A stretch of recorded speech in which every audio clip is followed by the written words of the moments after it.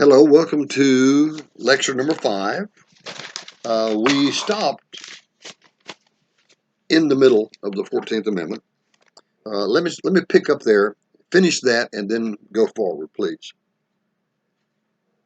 What we said was that in the 14th Amendment, in Section 3, if you had anything to do, fundamentally, anything to do with the Confederacy, if you had sworn allegiance to the United States of America, and then you broke that oath and supported the Confederacy, there was a punishment in store for you. And the punishment was that you would lose your rights of citizenship. That was especially true of two Confederates. Jefferson Davis, who served as the only president that the Confederacy ever had, and Robert E. Lee, the commanding general of the Army of Northern Virginia in the Civil War. Both of those men, along with everybody else, lost their citizenship. The deal was, though, that during their lifetimes, their citizenship was never given back to them. Basically, Davis and Lee die as men without a country. Now, once they die, their citizenship is restored, but not as long as they were alive. And the 14th Amendment ends in a similar fashion to the 13th Amendment. In Section 5, it says that Congress shall have power to enforce by appropriate legislation the provisions of this article. And the Congress did enforce that, with one exception. I can find no record. Now, let's back up for just a moment. We know, don't we, that as the years passed, that southern states did their dead level best to take away the rights of citizenship of their black citizens. We know that.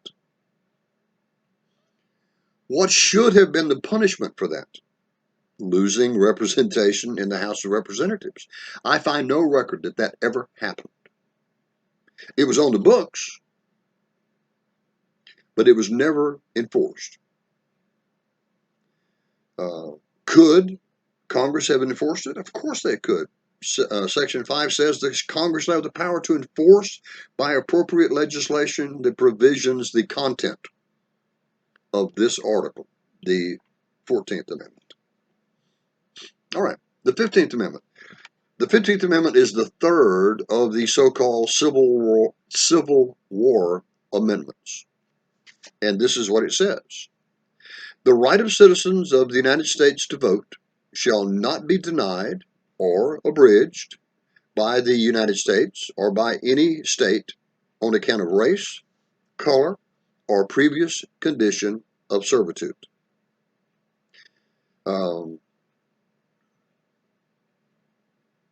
Now, the 14th Amendment, if you read the 14th Amendment carefully, let me see, where was it? In Section 2 of the 14th Amendment, it says, whenever the right to vote is denied to any of the male inhabitants of states being 21 years of age and a citizen, right? Can't do that. And so the right to vote of adult black males was already in place because the 14th Amendment says if you try to take away their right to vote, you're going to get punished. So, sort of by the process of elimination, we know that black adult males had the right to vote at the moment that the 14th Amendment was created. The 15th Amendment is another one of these circumstances where it's important. We're going to say it again. The 14th Amendment concentrates, the 15th Amendment concentrates on one thing and one thing only, and that is the right to vote. Now, the 15th Amendment, the purpose of the 15th Amendment, and everyone knew at the time what the purpose was. It was to give the right to vote to adult black males. Sorry, ladies, not yet, right? No matter what your color is, you can't vote, not yet. But black adult males can. And that's the purpose of the 15th Amendment. But it doesn't say black, does it? It simply says The right of citizens of the United States to vote shall not be denied or abridged by the United States or by any state on account of, and then it uses these general terms, on account of race, color, or previous condition of servitude. Generally, we can say that the 15th Amendment uses race-neutral language. Could it have said the right to vote by adult black males cannot be taken away? No. I mean, it could have. I'm sorry. Yes, it could have, but it didn't. It just said it in general terms that nobody can lose the right to vote because of their race, their color, or their previous condition of servitude. And of course, Section 2 is here, once again, says the Congress will have power to enforce this article by appropriate legislation. All right. Now, those are the three so-called civil rights amendments, the 13th, 14th, and 15th Amendments.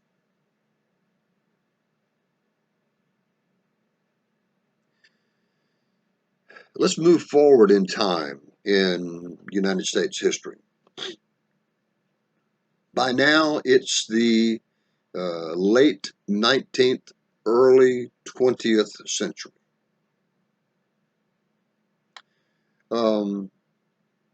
It is a time in America when big business is beginning to appear in America. Big business is booming. People like Rockefeller and Andrew Carnegie, and a little bit later, Henry Ford, right?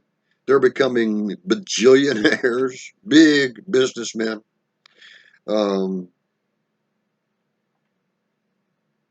Many of these early business leaders really didn't care that much about their employees. They took advantage of their employees. Working conditions in America were terrible. They were dangerous. Working hours were obscenely long. I mean, workers might work 12, 14, 16 hours a day. And as a result, uh, late in the 19th and into the early 20th century, a group of Americans that we generally just simply refer to as reformers, right, uh, came into existence, and their purpose was to try to fix some of this unfair treatment of Americans. And the result, and one of the movements, one of the reform movements, was referred to as the progressive movement.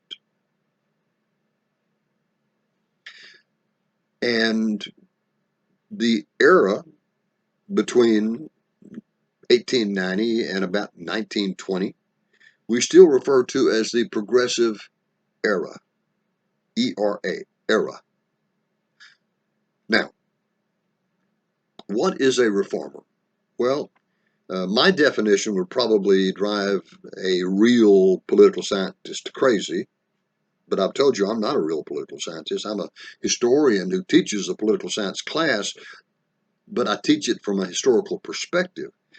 My definition would probably drive a real a real political scientist crazy, because I say that reform simply is seeing a problem and trying to fix it. I like that definition. That's pretty simple. You identify a problem and you try to fix it. Now, there were 4 amendments that were created to the Constitution that were created during the progressive era. The first one that we need to talk about is the 16th Amendment. The 16th Amendment was created in 1913. You don't have to remember these dates. I'm just sort of giving you a timeline so you'll know where you are chronologically. 16th Amendment was created in 1913, and it creates the federal personal income tax that we enjoy today, right? April the 15th comes into existence because of the 16th Amendment. Here's what the 16th Amendment says. The Congress shall have power to create, and collect taxes on incomes from whatever source derived, without apportionment among the individual states, and without regard to any census or enumeration. Now remember what the original Constitution said. Now, Americans paid taxes back then. Certainly they did. But every American paid the same amount of tax. It was a flat tax. It was not based on your income. It was not, if you were rich or if you were poor, you paid the same amount of tax. But the 16th Amendment changes that. Now, you're still paying tax, of course, but now your tax is based on your income, and not just some of your income, but all of your income. It says Congress shall have power to create and collect taxes on incomes from whatever sources derived. It doesn't matter if you sell a mule, you got to pay a tax on it, right? You work, you got to pay a tax on your income. You sell stock, you got to pay a tax on that. It doesn't matter what the source of the income is, you're going to pay a tax on it. Now, and then it says, and it doesn't matter how many, see, the old tax was based on apportionment of the individual states. In other words, uh, uh, you would figure out how many people a state had. Then you would figure out how many people lived in the entire United States. Then you would figure out how much the tax burden for each person was. And then it was easy to figure out what the tax burden was from each state. Now, the reason that the 16th Amendment comes into existence is not really mentioned here. And here's where me, being a historian, might be helpful to you. There's a special kind of a tax called a tariff. Tariff. And a tariff is a special tax that is charged on goods that are shipped into your country from another country. And the purpose of tariffs is to protect, in our case, a tariff on foreign goods is designed to protect our industry, to protect our manufacturing goods, right? Because it makes those items more expensive. Well, in the early part of the 20th century, the tariff was the Democrats never liked the tariffs too much. The Republicans did, and the Democrats didn't. And in 1913, guess who was in the White House? It was the Democrat Woodrow Wilson. And Wilson was not crazy about tariffs. And so Wilson used his influence in the Congress and had the tariffs lowered. That was a very Democratic Party thing to do. The problem is that it causes problems because when the tariff is lowered, now where did the tariff money that was collected go? It went into the United States Treasury and then it was used for whatever the country needed. And now the tariff has been lowered. Not as much tax is being collected. The balance in the U.S. Treasury is going down. And they need to figure out a way to increase the amount of money in the Treasury now that the tariff has been lowered. And the solution they come up with is a federal personal income tax. The Congress will have power to create and collect taxes on incomes from whatever source derived, without apportionment among the individual states and without regard to any census or enumeration.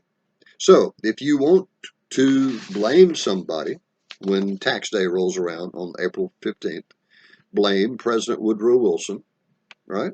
And the members of the U.S. Congress who were there when the 16th Amendment was created.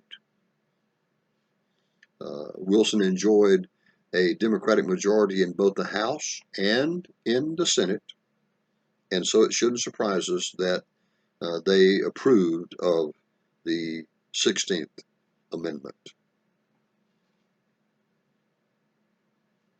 All right, we're moving along. That's good. The 17th Amendment.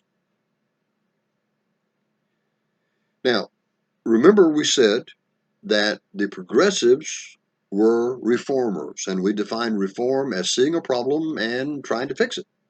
Well, there was a problem that was identified. Many people in America by the year 1913, and by the way, that's the year that the 17th Amendment was also ratified. By 1913, many people were um, unhappy with the method that had been used since the beginning of our country to choose U.S. senators. Now, I want you to think back to Article 2, right? Uh, what Article 2 said was that members of the House of Representatives are chosen by the people, but members of the U.S. Senate are chosen by the legislature of the state. And that's the way it had been since the very beginning of the country. Well, by the time of the beginning of the 20th century, many people began to say that doesn't sound that democratic. Why don't we create an amendment to the Constitution uh, that permits the American people to directly elect U.S. senators, just like we've always directly elected U.S. representatives? And that's exactly what happens. The 17th Amendment changes the way that U.S. senators are elected. The Senate of the United States shall be composed of 2 senators from each state. Of course, that's not a change. It's always been like that. Here's the change. Elected by the people thereof. So, in that one little short phrase, the power to elect U.S. senators is taken out of the hands of the members of state legislatures and put into the hands of the people. Elected by the people thereof for 6 years. And of course, that part is no change. They've always served 6-year terms, right? And each senator shall have 1 vote. There's no change there. The electors in each state shall have the qualifications requisite for electors of the most numerous branch of the state legislature. So, remember, in Article 2, it said that if you were qualified to vote for the members of your state's legislature, you were also qualified to vote for the U.S. House of Representatives. Well, in a similar fashion, here, if you're eligible to vote for the members of the state House of Representatives in your state, you're also now eligible to vote for the U.S. senators from your state.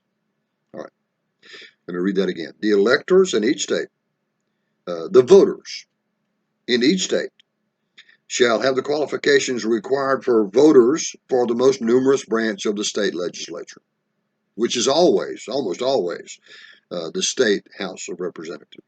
All right. When vacancies happen in the representation of any state in the Senate, the executive authority of such state shall issue writs of election to fill such vacancies, provided that the legislature of the state may empower the executive thereof to make temporary appointments until the people fill the vacancy by election as the legislature may direct. Now, this is a change.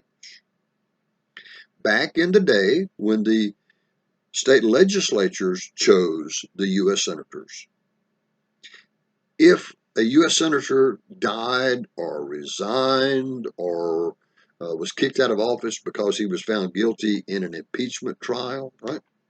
In other words, no matter what the reason for the vacancy, it was easy to fill that vacancy because the state legislature would just elect somebody new. But the power to elect U.S. senators now has been taken away from the state legislatures. So what happens now in case there's a vacancy? Well, the easy answer is a special election is held.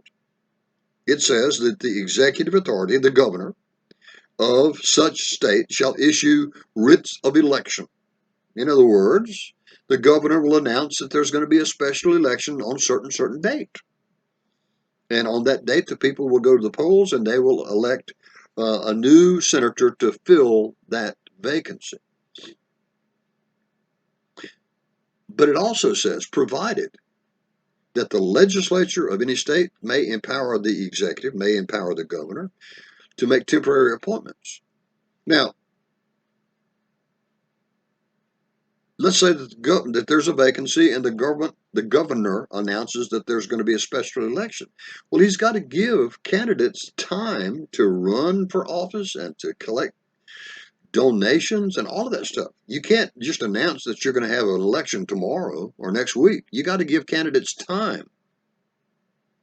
Well, what happens during that time period? What if something happens in the Congress, in the Senate, that's really important to your state? You want to make sure that both of your senators are there.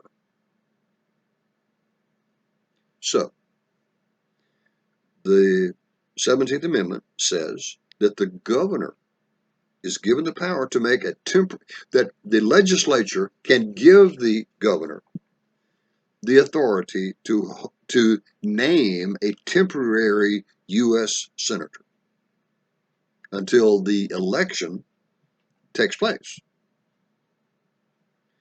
And then the person who's the temporary guy will have to step away, and the person that the people elect in the special election takes over.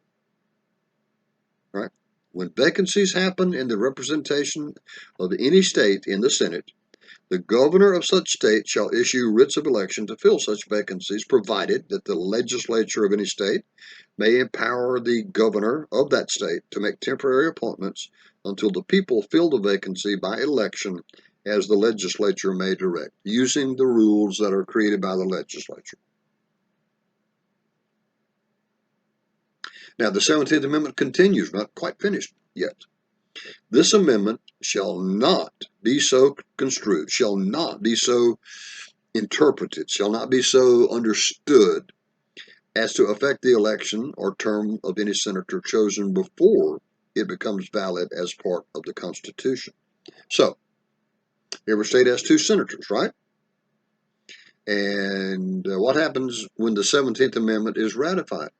Do both of those people have to immediately resign and then run for re-election? No. What the Constitution says that both of those people will continue and serve out their term. But once their term is over, then what must they do? Then they have to run for re-election on their own. Right? Okay. The 18th Amendment.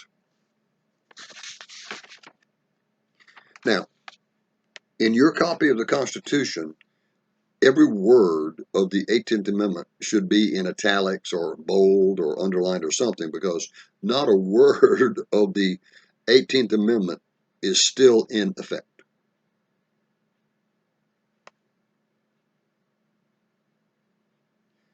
The 18th Amendment is the amendment that does away with beverage alcohol in the United States. It's what we call the Prohibition Amendment. Now, before we even start, let me tell you the story. There's always this backstory, isn't there? All right. There had always been people in the United States who were opposed to drinking alcoholic beverages. Now, they might have had a religious reason, they might have had a moral reason, they might have had a physical reason. I mean, I don't drink. And one of the reasons I don't drink is that I really do believe I'm allergic to it. I drink two beers and I start throwing up. I mean, I really believe I'm allergic to it. So there are any number of reasons why you might be opposed to beverage alcohol. One of the main reasons, though, was the social effects that drinking had on our society. Now, let me give you this scenario. You are working in a steel mill in Pittsburgh, right? And you are working 12 and 14 hours a day, very dangerous work. You literally take your life into your own hands every time you walk in the door. You're working 6 days a week. You're lucky to have Sunday off. And on Saturday night, you get paid, and you get paid with cash. No direct deposit back then, right? You get paid with cash, and you go home. You either walk or you take a trolley or something, but you're on your way home. And on the way home, you pass a little saloon, a little bar, a little pub, and you say to yourself, boy, wouldn't a cold beer taste good right now? I've worked hard all week. I deserve one cold beer. So you go into the bar, you order your beer, you really enjoy it, you see some friends, you start interacting with your friends, you buy around, they buy around. By the time you realize what's going on, it's 3 o'clock in the morning and all of your money is gone. Oh, you're dreading what's going to happen when you get home because you know what your wife is going to say. And you're right. You walk in the door and she's waiting for you. And what's the first thing she asks you? Where have you been? Oh, I've been down at the pub. Ah, pub. Where's the money? Well, it's down at the pub too. Oh boy, she goes berserk, right? What are we going to do? How are we going to survive? What are we going to eat? Who's going to pay the rent? The kids need new clothes. Blah, blah, blah, right? And she's right. But because you're sort of normal and you don't like to be criticized, rather than saying, well, you're right, honey, you try to defend yourself, and the argument escalates, and you finally slap her jaws, as my grandma said. You slap her jaws real good, right? And she's really screaming now, and the kids have been awakened. They're screaming and hollering, Mama and Daddy are at it again. What did I just describe here? Everything that I just described can be tracked back to your abuse of alcohol. Hunger, homelessness, spousal abuse. Many people by the early 20th century in America who were progressives, they were reformers, they believed that by doing away with alcoholic beverages, you could do away with a lot of the social problems of America. And I'm not so sure that they were wrong.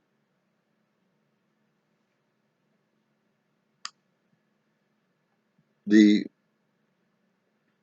18th Amendment was the result of their attempts to change America. And it did not work. It caused, it kept many people from drinking. But it was not nearly as successful as it had been hoped for. As a matter of fact, the 18th Amendment causes a whole new set of problems that no one had really thought about. Okay, let's read it and then I'll complete the story. The 18th Amendment. This was ratified in 1919. 1 year from the ratification of this article, this amendment, the manufacture, sale, or transportation of intoxicating liquors within, the importation thereof into, or the exportation thereof from the United States and all territories subject to the jurisdiction of the United States for beverage purposes is hereby prohibited. Hence, we call it the prohibition. Right? All right. What does the 18th Amendment do? First of all, it only applies to beverage alcohol. Certain, like rubbing alcohol, this doesn't affect that. Who wants to drink rubbing alcohol? It'll kill you, right? We're talking about beverage alcohol, the kind of alcohol that is contained within alcoholic beverages, right? Whiskey and beer and wine and all that stuff. What does the 18th Amendment do to beverage alcohol?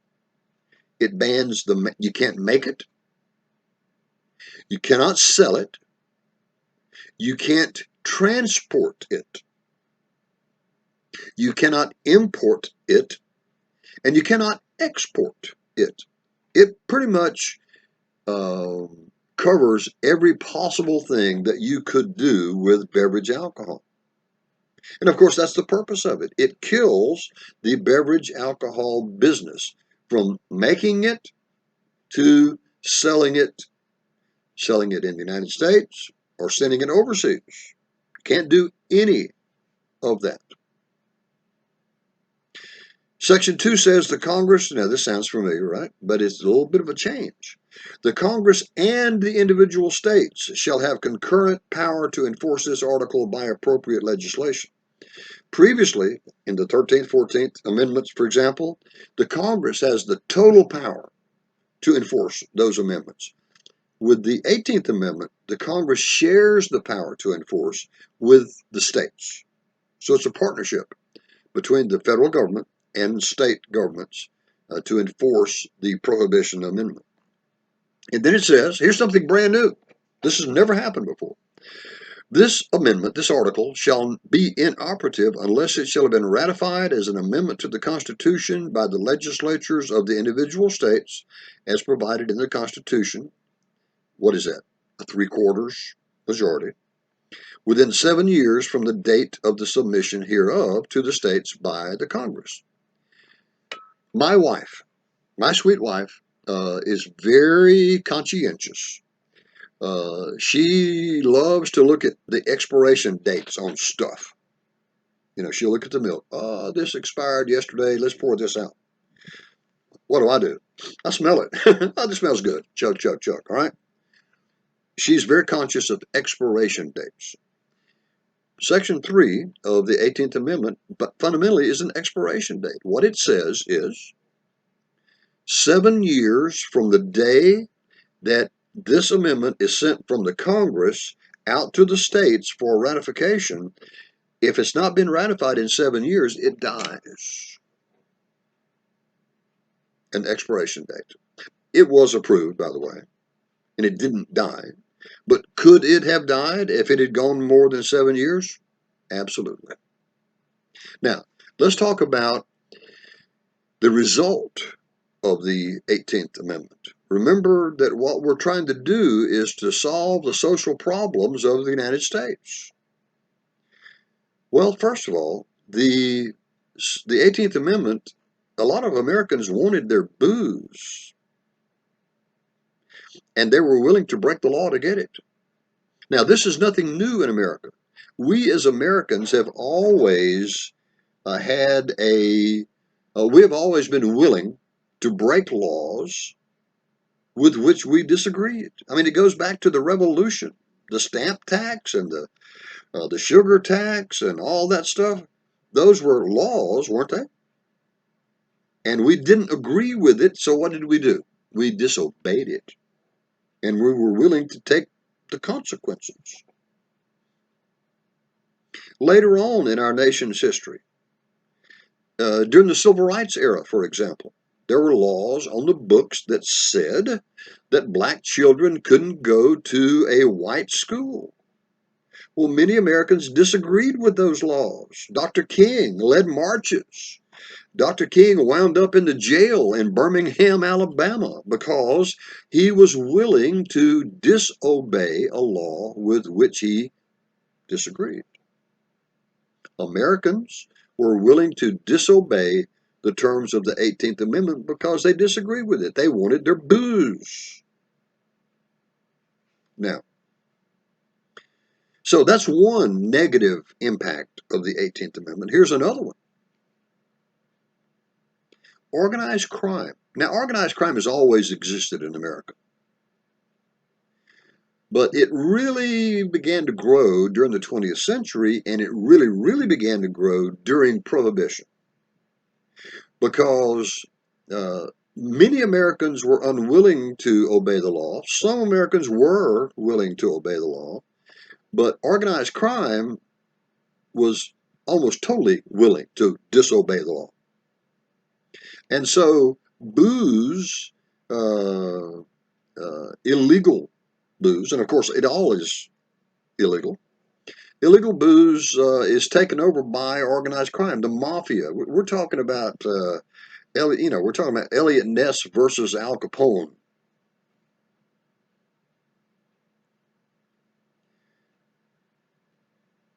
And so organized crime becomes more powerful in the United States than it's ever been before. On top of that, organized crime begins to corrupt our legal and our law enforcement systems. For example, it's illegal to make this stuff, and yet people are still making it. To avoid arrest, organized crime would bribe the police to look the other way, to ignore the fact that they're brewing whiskey in this warehouse. Or organized crime would bribe a judge to dismiss a case or to maybe give a lenient sentence for someone who's caught uh, uh, having anything to do with alcohol. So, and I'm here to tell you, folks, that when your law enforcement is corrupted and your legal system is corrupted, your society is well on the way to hell. And so no one had any idea that any of this stuff would be the result of the Prohibition Amendment, the 18th Amendment. So we like to talk about the unintended consequences of something that a lot of people think is a good thing.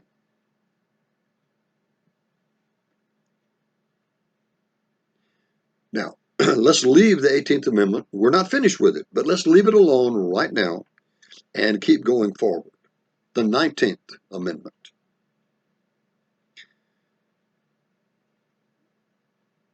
This is the fourth amendment of the so-called Progressive Amendments, 16, 17, 8. Yes, 19.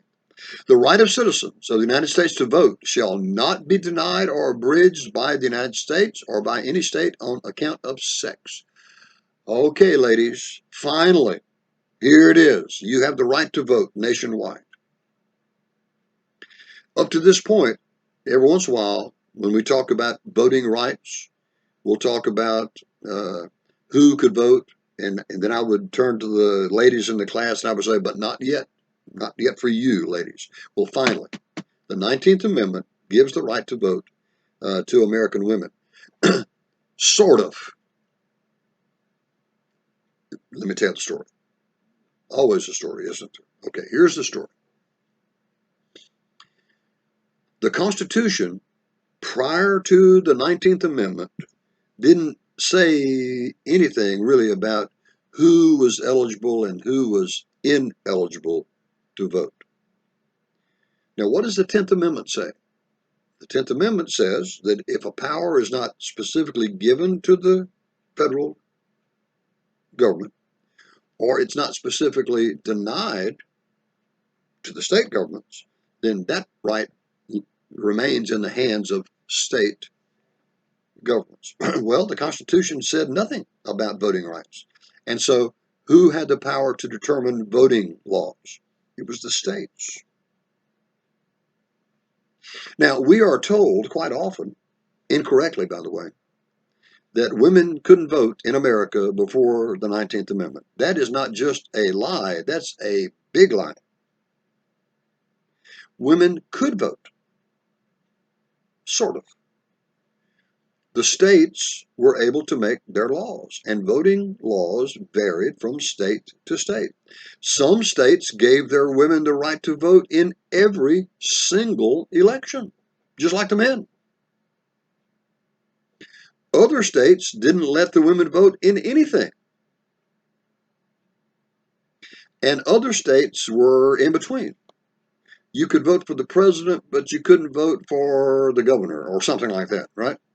You had some rights to vote, but not all rights to vote.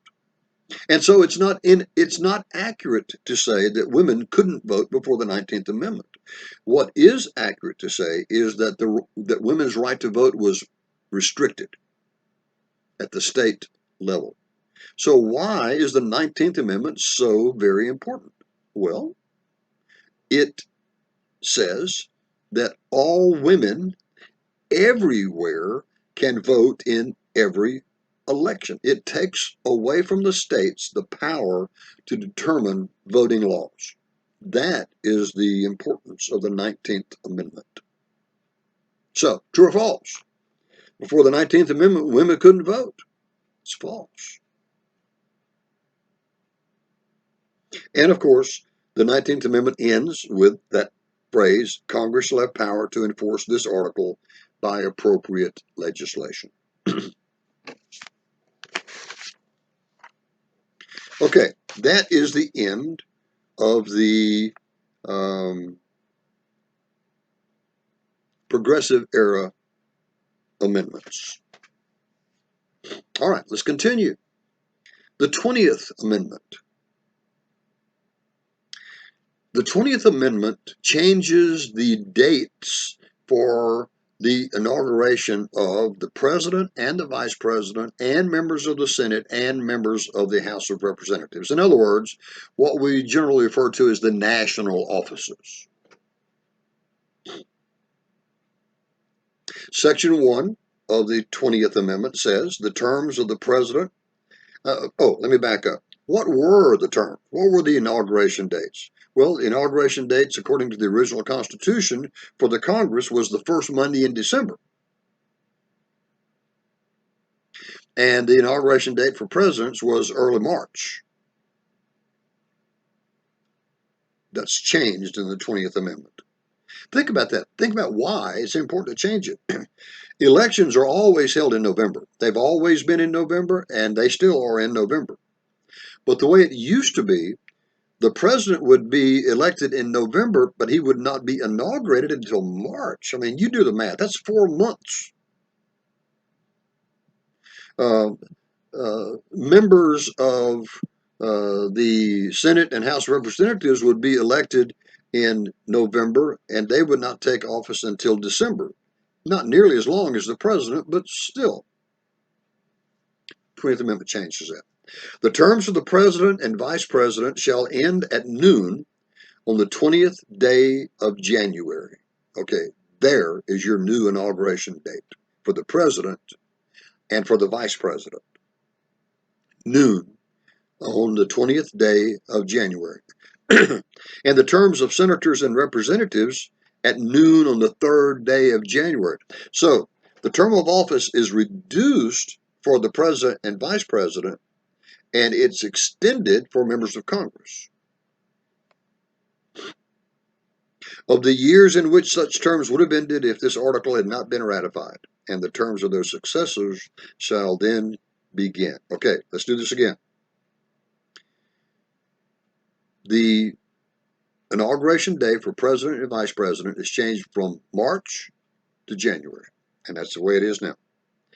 The inauguration date for members of Congress is put into the future a little further, from being inaugurated in December to now being inaugurated on the 3rd day of January. Now, why is that important? Well, remember that in election years, all of the votes, all the electoral college votes are sent to the Capitol, where they are announced by the Vice President of the United States, acting as the President of the Senate. It's important that the Senate and the House already be seated. They've already been sworn in when it comes time to read and announce those votes. So they've been inaugurated for a couple of weeks by now when the president and the vice president are inaugurated and take their offices. So, once again, president's term of office is changed from March to January. Inauguration date is changed from March until January.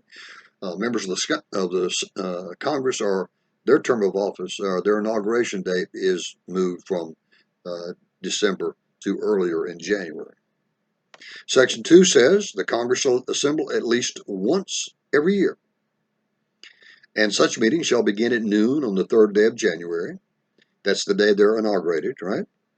unless they shall by law appoint a different day. And by the way, they've never done that. The Congress still are sworn in and take their chairs on the third day of January. Now they've got to meet at least once a year. Does it say how long they must meet once they meet? No.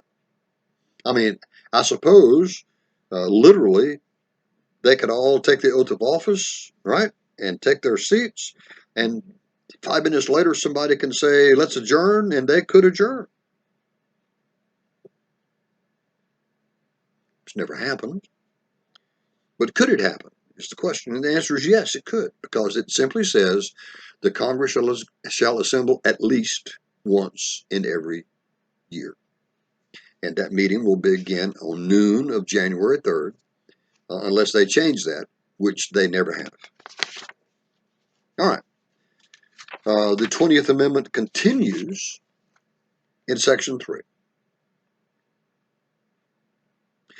If at the time fixed for the beginning of the term of the president-elect shall have died, the vice president-elect shall become president.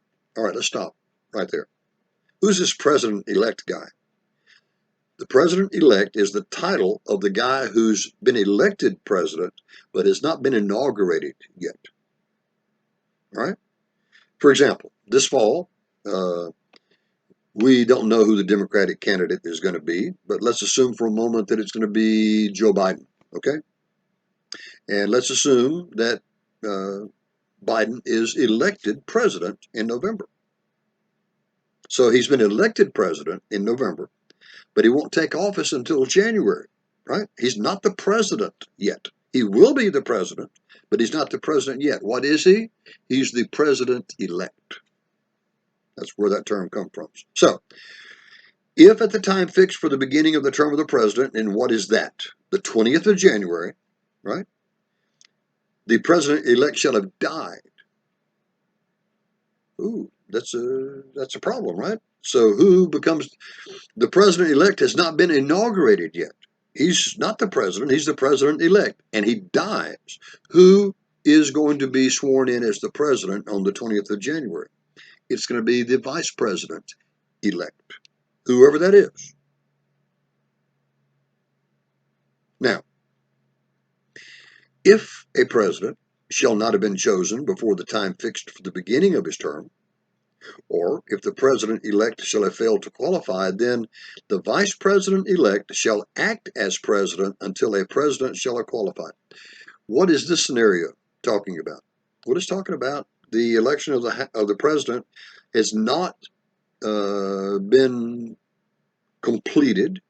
For whatever the reason, the election of the president has been sent to the House of Representatives, and the House of Representatives has not been able to elect a president, and now it's inauguration day. Who is going to become the president? Well, it's going to be the vice president-elect, who will be sworn in as the vice president, and then he will act. He'll be the temporary president until the House chooses the president. And the Congress may by law provide for the case wherein neither a president-elect nor a vice president-elect shall have qualified.